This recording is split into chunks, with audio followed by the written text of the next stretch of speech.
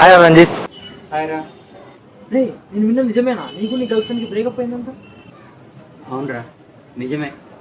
మరి నీ next plan ఏంట్రా? నా మనసు ఏం బాగాలేదురా. నాకు అసలు ఇక్కడ ఉండాలనే లేదు.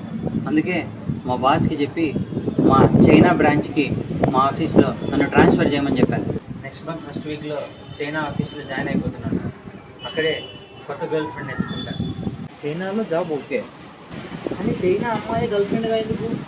అదేం లేదురా, మన ఇండియాలో అనుకో బ్రేకప్ చెప్పాక మన గర్ల్ ఫ్రెండ్ లాంటి అమ్మాయి ఇంకో అమ్మాయి వెంటనే దొరకాలంటే అస్సలు దొరకదు, చాలా కష్టం. అదే ఒక చైనా అమ్మాయిని ప్రేమించామనుకో, ఒకవేళ ఆ అమ్మాయి బ్రేకప్ చెప్పిందనుకో, అలాంటి అమ్మాయి 5 నిమిషాలు ఇంకో అమ్మాయి దొరికేస్తుంది వెంటనే. ఎందుకంటే వాళ్ళంతా ఒకటేలా ఉంటారుగా, జిరాక్స్ కాపీలా.